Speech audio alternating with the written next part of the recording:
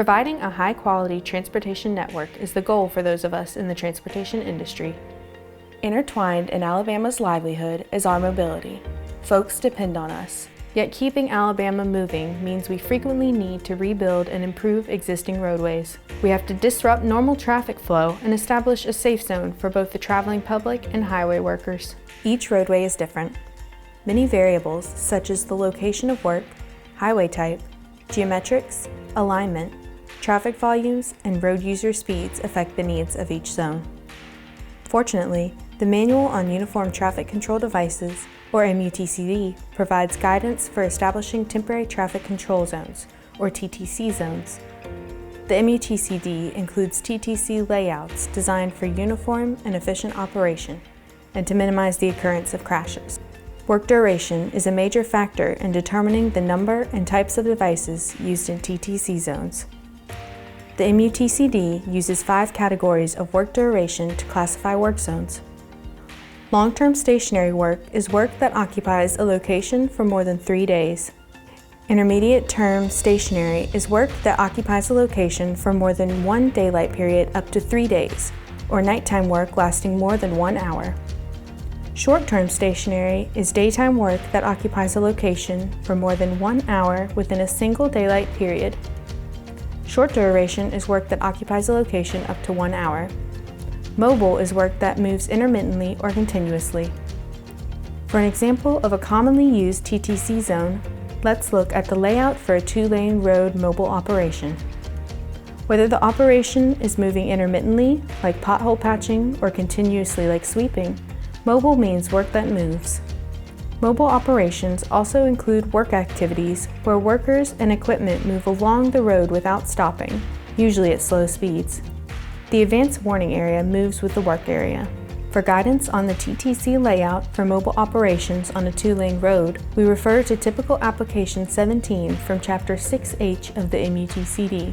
As we can see, a shadow vehicle is following the work vehicle. A truck-mounted attenuator may be used on the shadow or the work vehicle. A sign with shape and legend appropriate to the type of work and flashing lights are also shown. Specific guidance for each TTC layout can be found in the accompanying notes. For example, the MUTCD requires all vehicles in mobile operations, whether continuously or intermittently moving, to use high-intensity rotating, flashing, oscillating, or strobe lights to identify the work vehicles and warn drivers. Vehicle hazard warning signals shall not be used in the place of the vehicle's high-intensity lighting. What about additional stationary warning signs? The MUTCD does allow traditional stationary warning signs for operations moving at 3 miles per hour or less, but it may be safer and more efficient to use only mobile devices. Using a vehicle equipped with a message sign that can move as the work progresses can be safer than placing signs on the roadside where they will need to be moved periodically by workers, thereby increasing their exposure to traffic.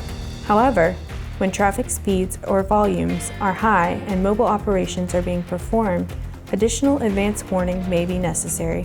For example, this may include a shadow vehicle equipped with an arrow board in caution mode, or, where feasible, warning signs placed along the roadway and moved periodically as work progresses.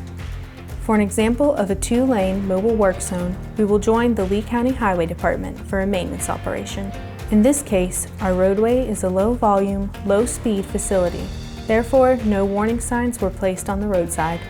As we can see, a shadow vehicle is shown following the work operation. This vehicle has a sign with shape and legend appropriate to the type of work. In this case, road work ahead. The lights help to identify the work vehicles and warn drivers. The TTC layout for mobile operations on a 2-lane road is one of the most commonly used typical applications.